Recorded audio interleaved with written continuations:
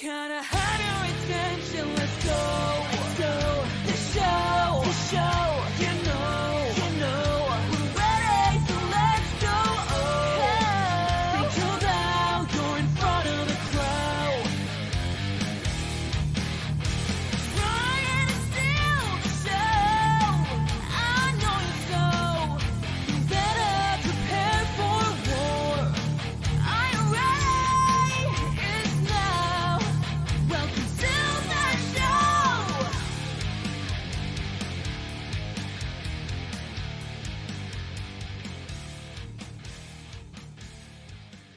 Ladies and gentlemen, welcome to Radio Free Professional Wrestling, your home of smart and stunning professional wrestling debate. I am the stunning one, Sean, along with David the Smart Mark and Jake from the Windy City. Gentlemen, it has been an interesting week of wrestling news. How are you gentlemen doing this week? Bonjour. Oh, it's been this past week, not just in wrestling, but in combat sports and sports in general. So I mean, I feel a little bit of the after effects. So we'll just see how it goes from here. Sean, I've got to be honest, I'm sick this week. I actually watched SmackDown and Raw last night, and I don't feel very well. Well, gentlemen, let's see if I can cheer you up here during this hour of professional wrestling talk. And with that being said, let's go over to our control center so I can bring you up to date in the world of wrestling news. This is your Radio Free Pro Wrestling Control Center. All the wrestling news you need to know. Ladies and gentlemen, and David and Jake, I want to bring this to attention to you. This past weekend, NWA World Champion and Hall of Famer Barry Windham suffered a heart attack. He is currently in the ICU in an Atlanta area hospital. I have linked a GoFundMe for Barry Windham's healthcare in our show notes. It's on our social media. If you're able to donate any money to Barry Windham, please do that for us, please. Yeah, it's a very unfortunate situation and pretty sad too. I just saw the news last week, and Barry Windham, for those of you who don't know, in his prime, definitely one of the most gifted talents of all time in professional wrestling. Had multiple runs in the World Wrestling Federation in Florida, in Jim Crockett Promotions, such as well, and obviously well-remembered matches with Ric Flair, legendary matches with Ric Flair for the NWA World Heavyweight Championship. Yeah, we want to send our best thoughts and wishes to Barry Windham. Yep, as you mentioned, his family has set up a GoFundMe page. It's always sad seeing some of these instances where we've seen these situations of someone battling their life, and the medical costs. It comes right after, especially here in the United States.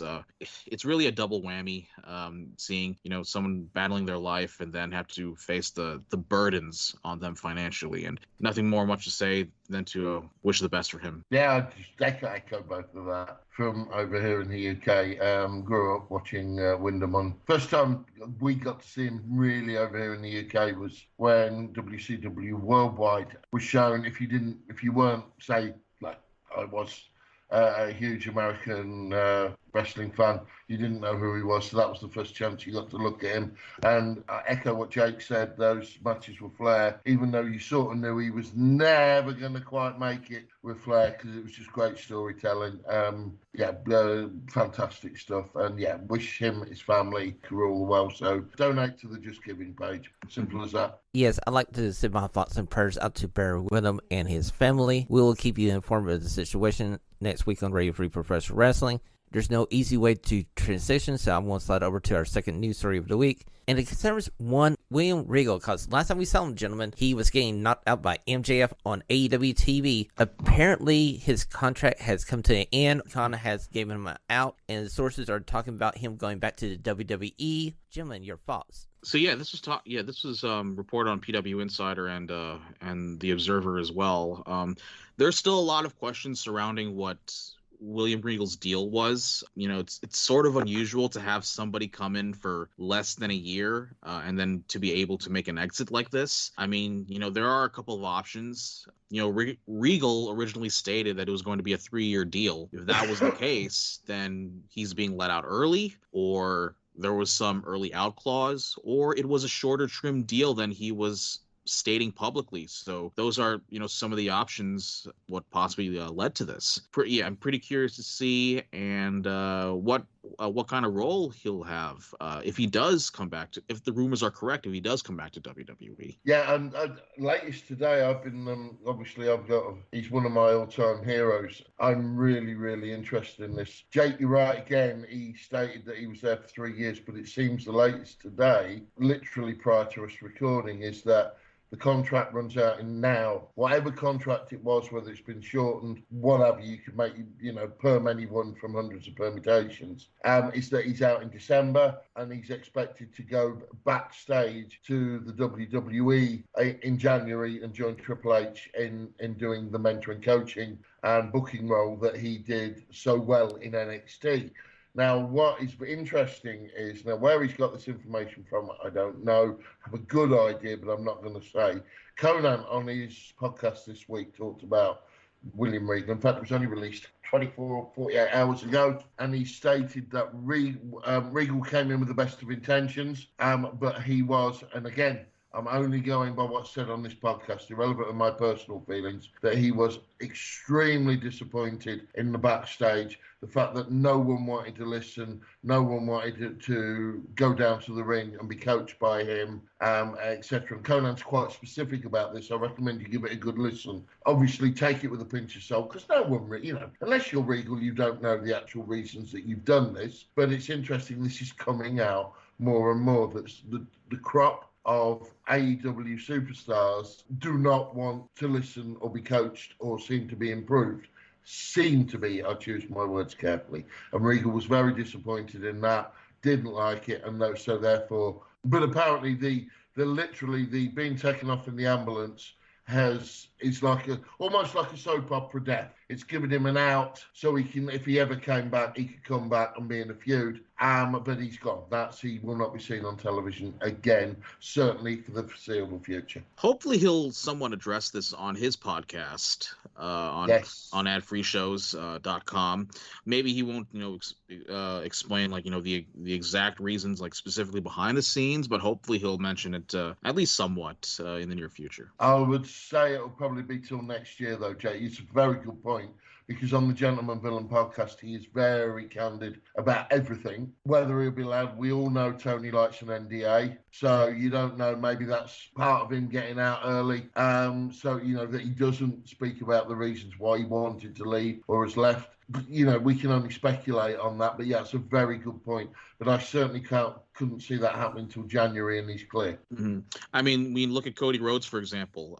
We don't know the exact reasons why I left AEW. Well, he did say it on his end, he has specific goals that he wanted to reach. But as far as the backstage aspect of things, we were still speculating to this day. So okay, gentlemen, let's slide over to our third news story of the week, and it's concerning one Dustin Rhodes, as he has gone out and announced that 2023 will be his final year in the ring. I have basically grown up with Dustin Rhodes being in a wrestling ring. I remember him as the natural Dustin Rhodes in WCW when he first started with his dad. And now to see him come to an end, going through Goldust, going through Black Rain, and finally coming to AEW and having this amazing run at the end as Dustin Rhodes, I'm really happy for him to have this good ending to his career. I mean, he's in his 50s now, and then to still have some interesting matches to this day, it's really a testament to him and how good he is. We all know that he's gone through a lot of tons of ups and downs, but yeah, I agree with you, Sean.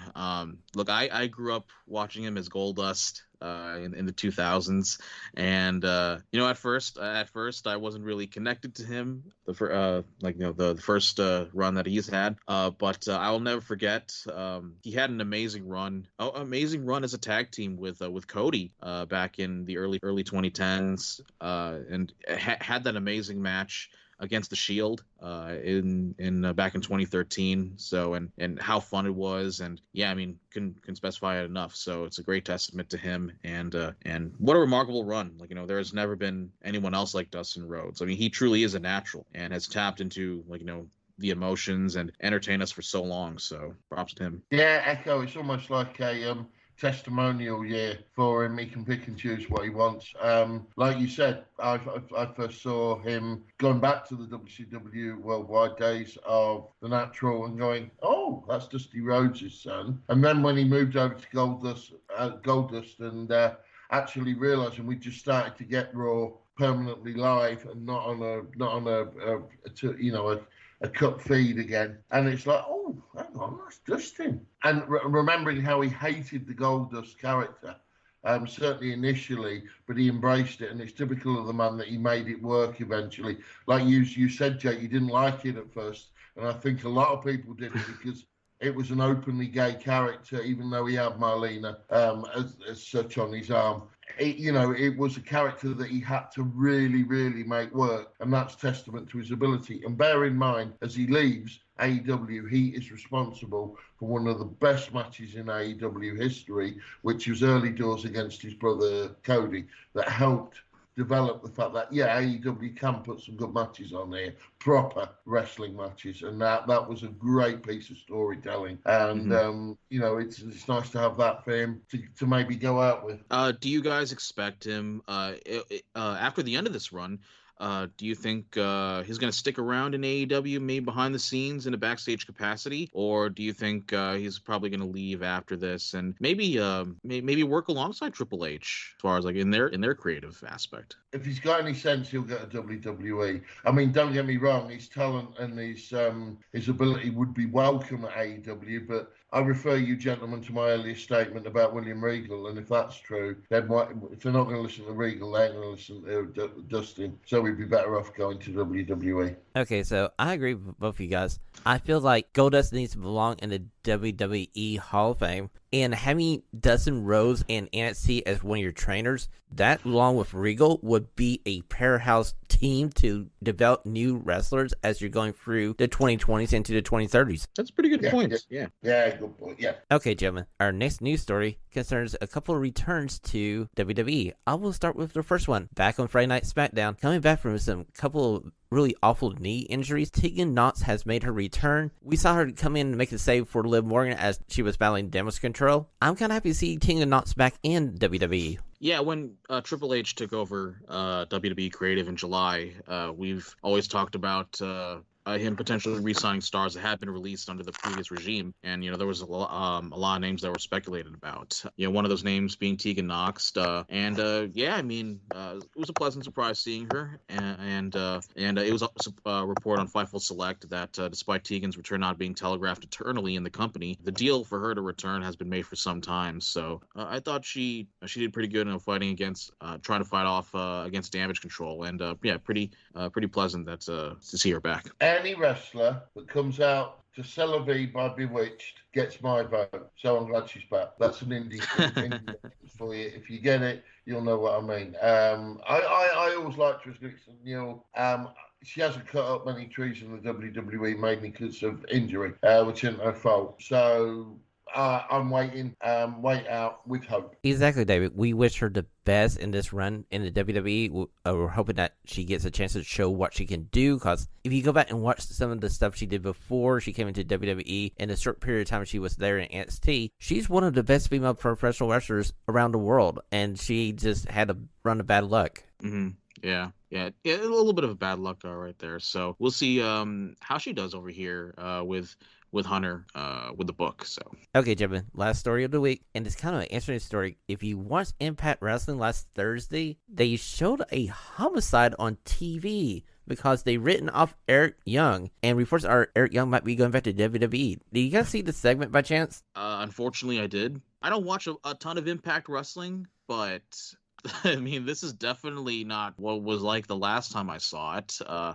It was so I don't know how to explain it. Like, no words can describe this. Like, it saw Eric Young stabbed to death by Diener, who seemingly took over as the leader of his group. It has a ton of Lucha Underground vibes to it. I mean, it probably is the second coming of Lucha Underground. It was kind of weird. But yeah, I mean, PW Insider has reported that Young, who was part of the WWE and was part of those cuts during that initial run in the height of COVID, is said to be coming back to the WWE.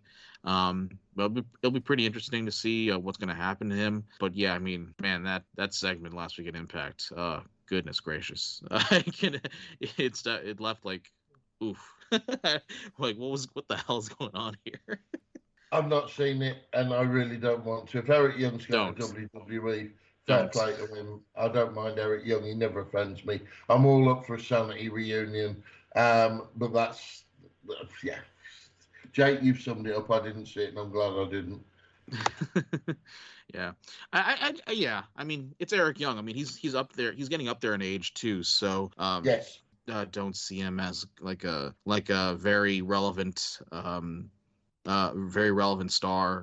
the WWE, in WWE television at least. He'll probably get some decent programs here and there, but I don't see him as like a potential big star anyway. So, guys, I got a feeling that he'll go back to NXT, and he could be one of those veterans, kind of like Cameron Grimes, where you have them working with the younger talent and getting them in-ring experience. And I feel like Eric Young could be a good teacher in the ring. He could be a good coach in the ring and a producer as well. So that'll be that's a really good point to make. Well, gentlemen, that has been our Control Center for this week. We're going to slide over to our 76 questions, and I may cause a stir with one of my questions. So let's get right to this. It's time for the stunning 6 questions. All of the whys and what have they done now. Hopefully Sean and David can make sense of it. Gentlemen, stunning question number 1. We already talked about it a little bit in the Control Center. What do we see as the future for Regal in the WWE since he has apparently left AEW? So, yeah, we did address it a little bit, but I think we should also talk about what did you think about the execution of his exit with MJF turning his back, turning on Regal. I'm going to say this, like, I know, like, there's a vast majority of people who did enjoy it. Especially, our good friends Mouth and Joe over at Sunday Night's Main Event. But, after thinking about it and thinking about it a little bit, this segment didn't work for me for several reasons. Number one, did Regal ever explain why he turned on Moxley? So there was no logic to that turn, first of all. Well, and also, shouldn't Danielson and Moxley think Regal was a dope for trusting MJF? So kind of made him a little bit of a fool right there. And also, Moxley never even gets revenge for being turned on. Shouldn't he want to beat, Brian's ass and probably try to get to Regal? Like, after that, like, Moxley basically just moved on to Hangman Page. So it was kind of weird on that aspect. And also, like, MJF, like, I love him. He's such a gifted individual, tons of charisma, very talented on the mic. But at this point, like, the bidding war of 2024, as he's constantly putting out, I'm beginning to question if that's even real at this point. I mean, because he's saying it too often. And also, does MJF need to mention the other side a lot?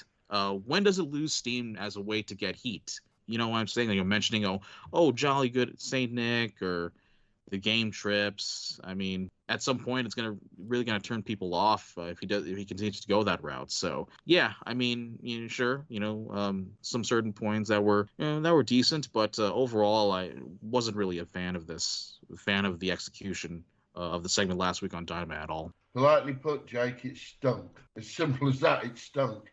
Because whoever came up with that has no idea of what they're doing.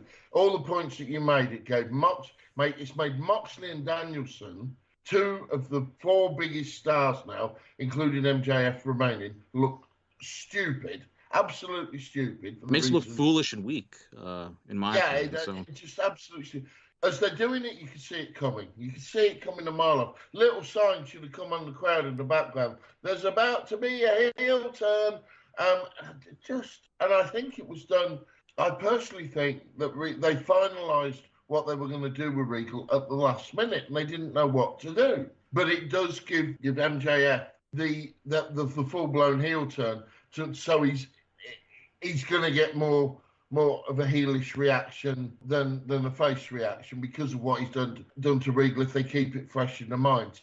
Now, you mentioned him going to WWE in the 2024 mentions, bidding more, etc. If he goes to WWE, he's stupid because his character will not flesh in the WWE. It won't because it's too family friendly. At least AEW has a little bit of an edge where he can get away with the odd profanity. He can get away with the odd really nasty comment about the other wrestlers, families, etc. He can't get away with that in the WWE, so he loses his edge as a heel. It's not going to fit well in the overly scripted environment. I mean, yes, there are a couple like genuine promos here and there, but overall, it's still a overly scripted environment in WWE, and not much change in that aspect, especially since Paul Levesque took over. So I mean, I agree with you. Yeah, sure, WWE are the big leagues. It's not wrong to assume that.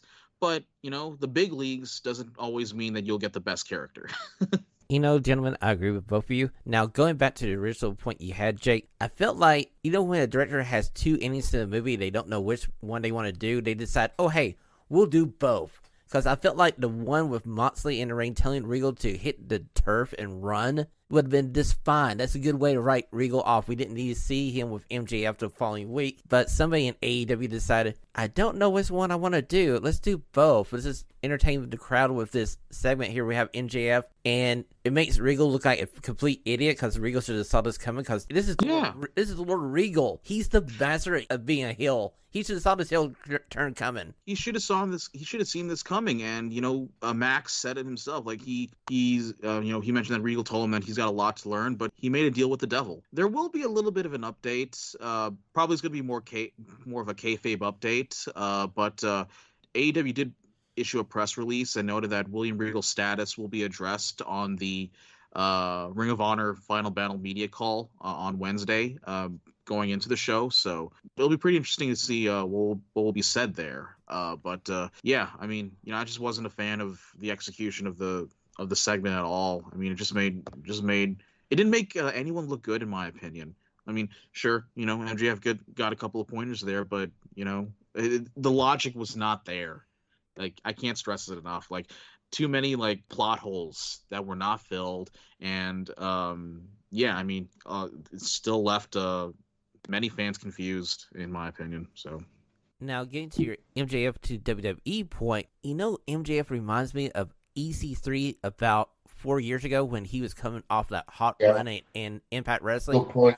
And he goes over to NXT, and I was thinking, he's going to hit this out of the park. He's got his character down pat. It seems like Triple H and WWE are behind EC3 coming over. He gets on the main roster, and he sits in catering for 4 months. And after a few months, he's on main event. EC3 turned out to be on main event, so yeah.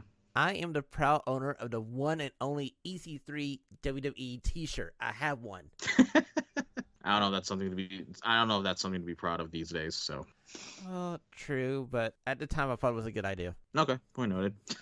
Okay, gentlemen, standing question number 2. We kind of touched about it on the Control Center as well. I'm going to ask you, gentlemen, what is the legacy of Dustin Rhodes as he's wrapping up his in-ring career? Probably one of the most versatile bodies of work that I've ever seen, and overall, you can argue, pretty underrated as well. He's 53 right now, so he's the age of my dad. So, and still having some decent matches. Nothing wrong with that age. Yeah, nothing wrong with that age. So yeah, still having some good matches on Rampage, and having a great match recently with Claudio Castagnoli. So yeah, I mean, nothing else can be said. So yeah, I mean, want to wish the best to Dustin right there. You said it, big word, Jake. Underrated, talented, hugely talented. Had his dad's gifts. And ironically, in recent years, he's now probably lost some of the spotlight to his brother, his younger brother. But in my opinion, he's the better of the two as a professional wrestler. Hugely underrated, and he'll be a miss to the wrestling industry, surely. Yeah. Do you think he needed the world championship, David, in any sort of capacity, or do you think his character didn't really require it? Certainly in AEW. Certainly as they come into AEW, I think they could. Obviously, you've got to look his younger brother, does like a bit of the limelight.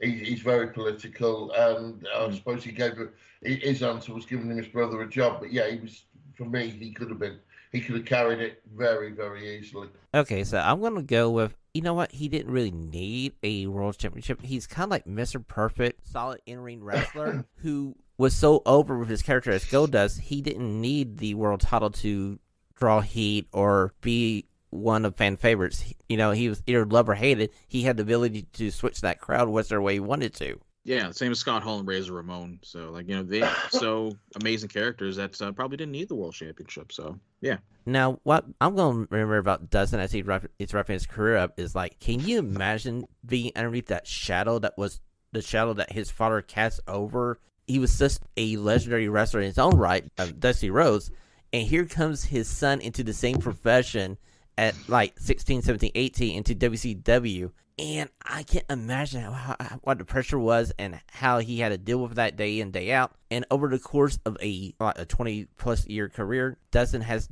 made his own mark in the industry. You know what I mean? Mm-hmm. Yeah, I agree with you right there. And, yeah, probably got out of that shadow, and especially literally, too, because I know that in a couple of old WWF segments in the 90s, like he did like some impersonations of Dusty in a shadow-like theater. So he definitely overcame that literally, too. Okay, gentlemen, studying question number 3. We are just mere days away from ROH Final Battle, and the main event is Chris Jericho versus Claudio Castagnoli Part 2. Gentlemen, who should come out of this match as ROH World Champion? So we expect this to be the main event of Final Battle this Saturday, and the stipulation is if Claudio loses, he will have to join the JAS, the Jericho Appreciation Society. I mean, to be honest with you, I just can't see Jericho losing the title, and it might be pretty interesting to see maybe Claudio have some sort of like refresh and see what he can do when he's so conflicted when joining the JAS. So I wouldn't be too against that idea as well. Because like, you know, like some will say that, you know, the Blackpool Combat Club has gotten a little stale as of late. But yeah, I mean, it would be foolish to have Jericho lose his title at this point. So Yeah, what Jake said. Hart says Claudio, Booking Head says Jericho. And then you've got the angst of Claudio in JAS instead. And it helps break up the Blackpool Combat Club with what we've discussed with Regal. So, yeah, Jericho wins. I think it'll be decent. I'm looking forward to it. Final Battle's always decent. I can't recall ever seeing a bad Final Battle. And they've sold a few tickets for it as well. So hopefully there'll be a decent crowd in there, you know, to add to it. Yeah, it's a pretty decent card too. You got Daniel Garcia versus Wheeler Yuta, Mercedes Martinez versus Athena, Joe versus Juice Robinson. Now that'll be a pretty intriguing match for me. So, as well as Swerve and Our Glory and Shane Taylor and JD Griffey. So, getting pretty interesting to look forward to. Yeah, I'm looking forward to this Final Battle come up here Saturday at 4 p.m. Eastern. I will be definitely checking it out. Now, gentlemen, let's move on to our next stunning question. Okay, last weekend in North Carolina, we saw Ricky the Dragon return to the ring as he teamed up with FTR as they took on the team of Brock Anderson, Jay Lethal, and the National Treasure, Nick Aldis. I think me and David have seen this match. Jake, have you seen this match? Yeah, I saw the entire match yesterday, last night, and might be a little biased, but I think old fans and new fans should go out of their way to watch this match. I mean, you know, you got Ricky Steamboat, the Dalton Arena, the Dragon's last match as of now, and he looked pretty. Yeah, I mean, he looked good. I mean, definitely better than Flair's last match.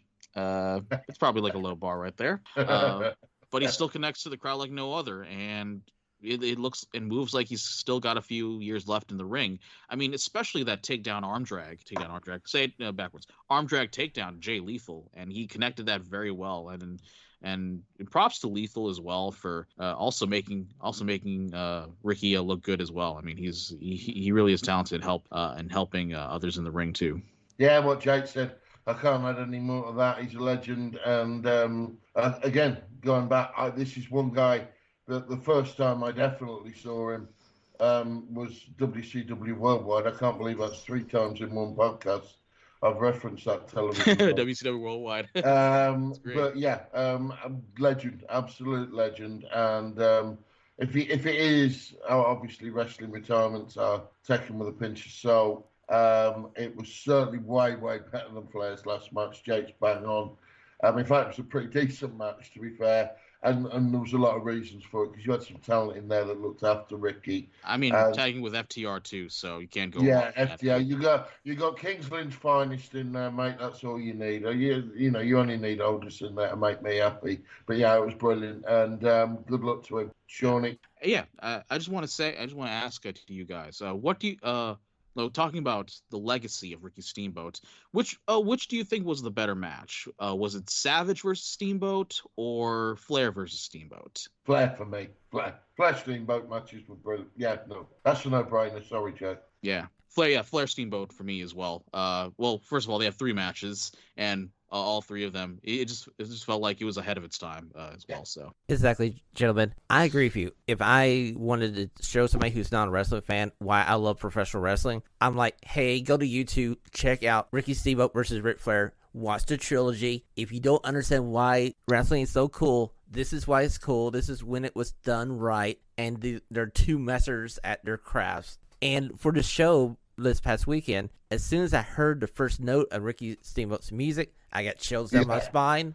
Gosh. I was ready to go. And you guys were right. Guys that were in a ring with Ricky Steamboat were the guys that need to be in there. FTR is a good team to team up with. They know how to lay out a match. Jay Lethal knows how to lay out a match. What about Jay Lethal? He's had one heck of a 2022. He's wrestled Ric Flair and Steamboat in the same year. One of the most underrated talents, in my opinion, too. So, and yeah, he's definitely an eventful 2022 for him. So, yeah, I mean, can't say enough about Jay Lethal. Yeah, I mean, and regarding Ricky, yeah, as you said, David, take it for a pinch of salt. Tony Khan did say that I would love to have Ricky Steamboat back in AEW anytime. So I think the idea of having a match in AEW, it's probably not the slightest of ideas out there, to be honest with you. So let's see. Now, on his card, there's another match I want to point out is Brian Pillman Jr. versus Kerry Morton, and it's for the NWA Junior Heavyweight title. It's another match where it's 2 second-generation stars, and they're on the rise. You guys should go watch that, because I was kind of entertained with that match, too. Okay. Yeah, I'll definitely take your word for it, man. Yeah, I mean, and Brian Pillman Jr., I would love, I can't wait to see him next couple of weeks, because he is going to come back to our local indie here in Chicago, Warrior Wrestling. And the few times I've seen him, he's been pretty good. And then the next card that is going to be in the 17th here in Chicago, Eddie Kingston's going to be involved too, and then Brian Pillman Jr. is going to be involved too. So say what you want about TV wrestling. I'd say the indies are really entertaining to watch, at least for me here in the Chicagoland area. So. Okay, gentlemen, we're moving over to our 5th study question. It comes from New Japan Pro Wrestling. As we're wrapping up 2022, it's been a kind of up and down year for Ibushi, and reports now are that his contract runs out in January. So, gentlemen, where do we see Ibushi in 2023? I would say he'll sort it out with Gato and end up staying there. I don't think who's going to have him. AEW will be the favourite. WWE are not interested in New Japan Wrestling, and he's not going to. As talented as he is, and as enjoyable as he isn't going far up the card on AEW. So I think he's got to be realistic and stay there. Yeah, I mean, it's not a bad point too. I mean, he is 40 now, so I mean, it's kind of shocking to me because he doesn't even look like 40 to me. But no. What other options are there for him? I mean, personally, as a selfish fan, I would love to see Kenny Omega and Ibushi team up together at least one more time as the Golden Lovers. Yeah, I mean, I don't see him doing a lot. I don't see him honestly doing a lot more in the world of professional wrestling, at least any longer, in my opinion. Gentlemen, I was thinking about this question, and the fact that Omega's going over to New Japan for Wrestle Kingdom kind of gives a tip here. I feel like Ibushi's going to stay with New Japan Pro Wrestling, because I feel like Omega wouldn't go over unless he knew for sure his friend was taken care of. And Jake, I agree with you. I like to see Ibushi and Omega team up again, and you could bring them over to AEW for Forbidden Door 2 and have them wrestle FTR for the titles or whoever you want to. Yeah, sure. It's like, AEW has the relationship with New Japan, so it's definitely a good option right there too. Okay, gentlemen, 6th and final standing question, and this might be the one where we all start yelling at each other, as I want to know, gentlemen, who are your 5 stunning greatest tag teams of all time? Oh gosh. Let's start with the veteran first, with David. Okay, well, I mean, obviously, we have a little message thread, and I put mine out there. And all I'm going to do, these are in no particular order, Okay. but I might weigh in when the others come out, because I'm going to be intrigued for yours, Jay, because I've seen, for your permanent expression, I've seen Sean's, and Sean and myself have gone very territorial. We've gone very local to us and very historic. Yeah, for mine, just a little bit of a preview. I did do teams that I grew up with, for at least for the top spots. But yeah, go ahead first. But these are in no particular order, and I'm going to go down them. 3 of them will be perfectly clear to any wrestling fan, and 2 of them I'm just going to put a little bit of meat on the bones. So this is in no particular order: British Bulldogs, the Midnight Express, the Fabulous Freebirds, and then 2 unique British teams that I watched: the Swords of Essex, which I'll come on to and it will become clear, and the Royal Brothers. Now, the Royal Brothers were from the World of Sport days, but genuine real-life brothers, so it works better. Burt Royal and Vic Faulkner, as their names were, but they're actually the Faulkner brothers, but they were known as the Royal Brothers, whereas you had 2 gentlemen. Burt Royal was a Bret Hart-style technician, and Vic Faulkner was, whilst he wasn't particularly big, they were about the same size, was the nasty, feisty one who'd lose his temper if he was up against a heel who cheated. And as a kid, watching them work together in the ring gave me my first love of tag team wrestling, where a love of tag team wrestling came from. And it was the old World of Sport days where on Saturday afternoon, the whole of the UK stopped. They watched ITV World of Sport from 4 till 5 because they showed coverage of a British wrestling event. And so the Royal Brothers were my first memory of a proper tag team of what have come out to be a tag team. Now, the Swords of Essex, let me put a bit of meat on the bones. There was 3 actual wrestlers who wrestled under the names of Swords of Essex. One was a guy called Will Goldsmith. Another permanent member, he was swapped, was Paul Robinson, who I absolutely love. He's had a lot of runs in Progress. An absolutely skinny, 6 foot, 12 stone, but like built wiry, a bit like Cara Noir, and he's nasty. He is one of the nastiest and best heels I've ever seen. But when I say that his partner was in his fledgling career a certain William Ospreay, you'll know why the Swords of Essex appealed to me as someone going around watching the British Indies. They appeared a bit in Progress. They've only had a 2 or 3 year run. Appeared a lot in a failed, horrible wrestling promotion called What Culture Wrestling, but they were one of the highlights of What Culture because they beat the Bucks, they beat Matt Riddle, and I'm trying to think who Riddle was with at the time. And they beat a lot of big names in their performance, and I thoroughly saw them live many times, and I thoroughly enjoyed them. Yeah, What Culture Pro Wrestling. I actually remember that. So they had a show with Jim Ross and Jim Cornette on commentary, and it was kind of like I know the one you're talking about because Cornette was overdoing a tour, and he talks about it, and they offered him apparently a fortune just to go up and call One Night's Wrestling. And he said he only did it because he knew JR was with him and because he didn't know half the talent, and it was a little bit cosplay for him, as he would say himself. Obviously, the Bulldogs, the Midnight Express, and the Freebirds speak for themselves, and I'm not even going to touch that. Do you want to go with Jake or Sean next? Jake, do you need some more thinking time? No, I have it. I'll just probably make it more simple here. For me, I'll just go from 5 to 1 in sending order. So 5 for me, I honestly think they are that good. It's FTR, and because I mean, ever since when I first saw them in NXT, they were that, and when they were having their first chops there, they were that great. And I will never forget in what they did to finally grab me onto them as a tag team was NXT TakeOver Toronto in 2016 when they had the 2 out of 3 falls match against Johnny Gargano and Tommaso Ciampa. It was definitely one of the best tag team matches I ever seen in my life, and those two and all 4 of those guys raised the roof off the place and all brought it down in the ring. So yeah, I mean that's the beginning. Like that's why FTR I would say is one of the greatest tag teams for me. And say what you want about the Young Bucks, but every time they face the Young Bucks, I mean it's a piece of magic. So yeah, FTR obviously for me it will be my number 5. So my number 4, and I'm a little bit biased because I'm a Bret Hart guy, but I love Jim Neidhart as well. The Hart Foundation. Those two very well rounded in the ring, and very well put out promos as well. You got Jim Neidhart, so charismatic, especially in the early '90s, and and you see Bret doing his beginning stuff there in the WWF as well, and you can't go wrong with the Hart Foundation in my opinion. My number 3 will be Ricky Morton and Robert Gibson, the Rock and Roll Express, because like when I first saw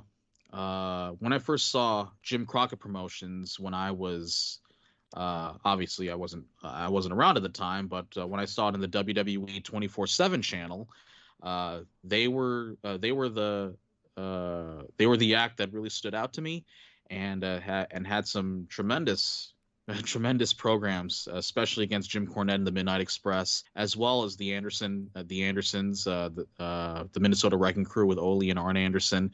They had a spectacular cage match when it was in I believe it was in Greensboro, North Carolina. And yeah, I mean, and look at the Rock and Roll Express. I mean, they're still around today, and you see Ricky Morton still doing flips off, doing Hurricane Ranas off the top rope, especially during his age, and wow, I mean, I definitely put them high there. I mean, yeah, they deserve to be up there in my opinion as an all-time great tag team. My top 2, the reason I put these guys here is because like this is the first time I saw. This was during the time I first saw professional wrestling as a kid, as a young lad, and they were involved in the TLC renaissance, as I would call it, of the tables, ladders, and chairs.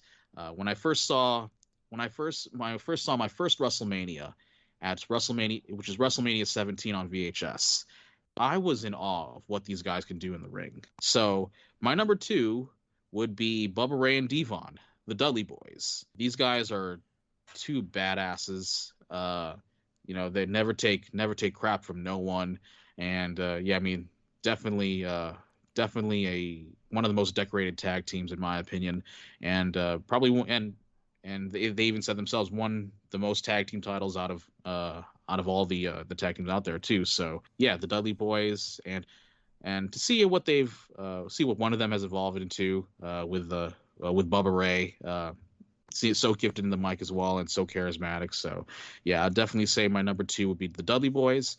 My number 1 would be Matt and Jeff Hardy, Team Extreme, the Hardy Boys, because they, as a child growing up, I would always mark out whenever I see them, and these guys are like so cool to me growing up, and yeah, I mean, so much flash and so much coolness that is inside of them as well. So, and obviously Jeff, one of the most outstanding in the ring, and I'll never forget when he the bomb off the ladder onto I believe it was Edge at the first ever TLC match, and I'll never forget that moment as well when I first saw that. So yeah, so those are my top 5 tag teams right there. Okay, gentlemen, I had posted mine to RPW Sean on Twitter, and I kind of cheated because I don't have 5 in my top 5. I got 7 tag teams. Allow me to explain. Okay. I have a tie at number 5. I'm going back to early 1990 WCW. There were 2 teams, 2 African-American tag teams who were pretty dominant in this era. The first one being Doom. That was Ron Simmons, Butch Reed, and they would feud with the Steiners off and on for the World Tag Team titles in WCW. The look of them coming down to the ring, before we knew who they were, it was kind of cool and mysterious, and they were badass. And Harlem Heat, what can I say about Harlem Heat? It's Booker T, Stevie Ray. They came into WCW right before it got kicked off with Nitro. I first saw them in like the Global Force Wrestling Federation out of Houston in the early 90s on ESPN, where they were the Ebony Express. A brother tag team, they were pretty freaking good there, and they came into WCW, and they were great heels, and when the NWO came around, they were one of the tag teams that fight the outsiders, and Hard Heat was faces, and I thought that was pretty freaking cool. Okay, so my number 4 tag team, I already talked about them. It's Rick Steiner, Scott Steiner. It's the Steiner brothers. I live in Knoxville, Tennessee. It's basically in WCW country, and the most WCW tag team of the 1990s were Rick and Scott Steiner. They are 2 Michigan wrestlers, All-Americans, and they were the top babyface tag team of the promotion, and they went to the WWF and they had success. They're one of the few tag teams that would flip-flop between both promotions and have success. So I'm up to number 3, and Jake, I'm with you. It's the Hart Foundation. You cannot think of 1990, 1980s professional wrestling in WWF thinking the tag team division, and it was loaded, but one tag team stood up to the rest. It was Jim, the Anvil Neidhart, and Bret Hart, and with Jimmy Hart as a heel tag team unit was amazing. But when they turned face and they got rid of Jimmy, I think they kicked it to a new gear, and it led to the amazing single career that Bret Hart had. Okay, so I got a joint number 2, and to me, you can trace the modern tag team wrestling to these 2 tag teams. It's the Midnight Express, it's the Rock and Roll Express. They basically created the format of tag team wrestling in the modern era, and you can at me at it. I feel like they are 2 of the foundation of modern tag team wrestling. And my number 1 tag team, what a rush, it's the Road Warriors. Just like when I said I get chills when I hear Ricky the Dragon Steamboat's music, every time I heard the Road Warriors music, and when I was a kid watching WCW or WWF, I'm like, here comes 2 guys. They're going to beat up whoever got in front of them. And they could either be heels. I really didn't enjoy them as heels as much as I did as faces. I thought they were better face at, especially when they fought the Russians. But Animal and Hawk, to me, they were the tag team of the 1980s. Yeah, I mean, and also, God rest their souls too. I mean, they're both Animal and Hawk. I mean, can't go wrong with those guys too. Good choices, gents. As I said, a lot of them crossed my radar, but I just went personal. The Hart Foundation I was particularly gutted to leave out, but I had to. You've gone very, very nice, Jake.